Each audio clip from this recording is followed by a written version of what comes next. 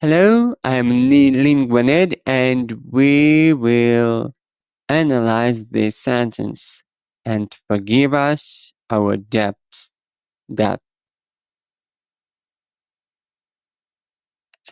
okay, let's read.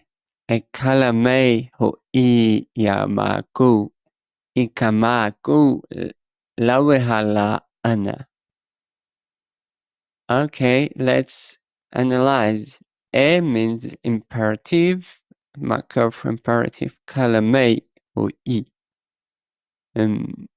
means forgive, forgive, forgive. Yamaku, us, us. Ikamaku, ikamaku. Ka means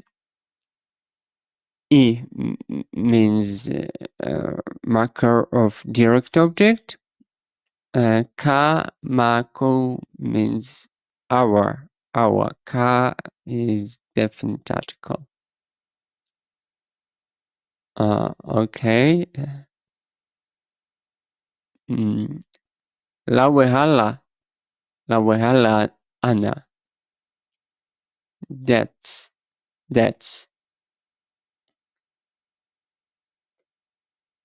okay. See you next time. See you later, alligator in the well crocodile.